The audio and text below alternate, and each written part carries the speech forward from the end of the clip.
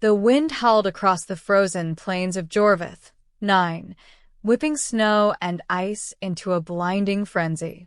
Visibility dropped to mere feet, and the temperature was brutal, well below what most life forms could endure. Yet a small figure stumbled through the storm, crying softly. A child, barely 6 cycles old, with translucent blue skin and silver hair that whipped wildly in the blizzard, clutched a frayed blanket around their tiny shoulders. Their eyes, wide, luminous, and terrified, searched desperately for any sign of safety. The child species, the Aelari, were hardy in many ways, able to survive long periods without food or water, but they were fragile in the face of such ferocious cold. Alone, they had no chance. As the snow stung their face, the child collapsed, shivering uncontrollably, their soft cries swallowed by the roar of the storm. That's when he appeared. A human. Captain Elias Grant was surveying the frozen expanse from the cockpit of his small scout vessel. He had been on a routine supply mission, skimming the edges of the settlement zone, when the sensors picked up faint heat signatures outside the standard patrol area. He frowned. The readings were small, almost too weak to detect, then a sudden spike of panic as he saw the tiny figure staggering against the wind. Without hesitation, he opened the airlock and stepped into the blizzard, every inch of his thermal suit protecting him from the freezing bite. Visibility was almost zero, but his training kicked in. He scanned the terrain, following the signs of struggle, footprints, scuffed snow, and the faint whimpers carried on the wind. Finally, he saw them. The child curled against a rock, frozen and trembling, tears glinting like icicles on their cheeks. "Hey, I've got you," he shouted, moving carefully but quickly. The child flinched, eyes wide with fear. In their culture, humans were known but rarely close. Some spoke of humans as reckless, violent, unpredictable. And yet, this one was different. He didn't loom threateningly. He simply extended a gloved hand. Elias knelt in the snow. "I'm here to help. You're safe now." The child hesitated, then shivered violently. Elias carefully wrapped them in a heat blanket he carried, holding them close against his chest. The sensors on his suit showed his internal heat stabilizing their body slowly. Back in the scout ship, the child was wrapped in thicker blankets, sipping warm nutrient gel from a small cup. Elias sat nearby, watching intently. "What's your name?" he asked gently. "Lyra," the child whispered, voice barely audible. "Lyra, huh? Well, Lyra, you're going to be okay now," Elias said softly. "You're safe with me." Lyra's eyes glimmered with fear and wonder. She had never been held with such care by a human before. On her planet, humans were often seen as unpredictable savages, fast to fight, quick to judge. This one, he was patient. He was kind. She clutched the blanket closer, her small form trembling less as warmth seeped into her bones. The storm raged on outside, but inside the ship, there was calm. Elias reviewed his sensors, planning the safest route back to the settlement. He would need to navigate ice crevasses and blizzard gusts, but nothing would stop him from getting Lyra to safety.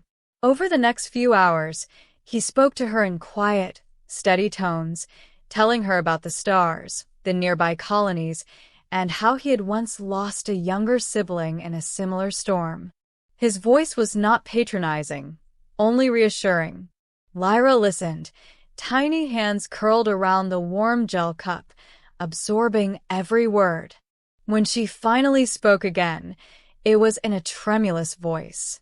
Will they be mad at me?" "Who?" Elias asked. The elders. "The village. I ran. I didn't mean to." Elias shook his head. "No. You're not in trouble for surviving, Lyra. And no one should be mad at you for trying to live. You did the right thing." Her silver eyes brimmed with tears, not fear this time, but relief. Hours later, the blizzard finally began to die down. Visibility improved as the storm shifted beyond the ridge lines. Elias piloted the scout ship carefully toward the settlement dome. Sensors showed Lyra's vitals stable, her shivers gone, her color returning to a soft blue glow. Outside the viewport, the settlement lights pierced the snow haze like small beacons of hope. When they landed, the local medics rushed to receive Lyra. Elias stayed close, refusing to let her go until they confirmed she was healthy. "You're safe now," he repeated. "They'll take good care of you." Lyra clung to him one last time before being gently taken inside. From the observation bay, Elias watched her small figure disappear, and a thought struck him. Humans had a reputation for chaos, for recklessness, but they were also capable of something extraordinary: care, compassion, sacrifice. Over the next weeks, Elias made regular trips to the settlement, checking on Lyra's progress. She flourished under medical care, her energy returning, her smile brightening the sterile halls. The elders of her species approached him cautiously. They had been wary of humans before, suspicious of intentions, but Elias' patience, steady hands, and protective actions spoke louder than words.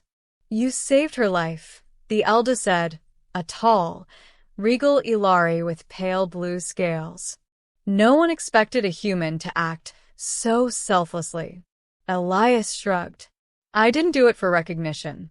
I did it because no child should die alone in a storm." The elder nodded, eyes thoughtful. "Perhaps humans are different than our histories told." Lyra's recovery also revealed something more profound. The bond she had formed with Elias lingered beyond mere gratitude. She would ask for him by name, recounting the storm, the fear, and the warmth of his presence.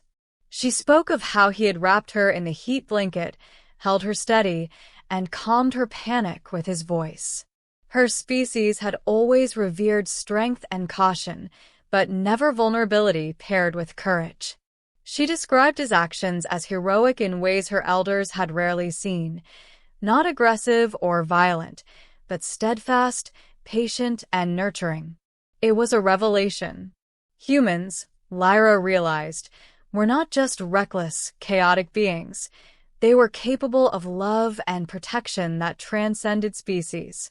Months later, as the snow melted into spring and the settlement's gardens bloomed under artificial lights, Lyra walked confidently beside Elias on one of his routine inspections. "You know," she said softly, "I thought humans were scary before." Elias chuckled. "Most humans are, I guess. But not all. Some just do the right thing no matter what."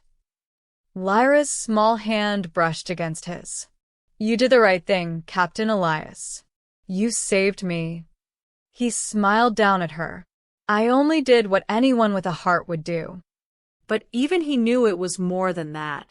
He had changed her life with one choice.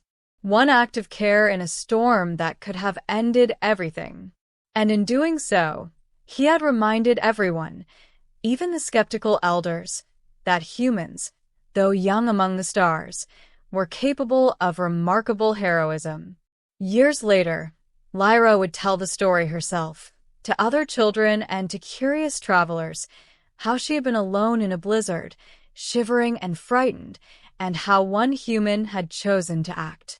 One human had carried her through the storm, protected her, and brought her to safety.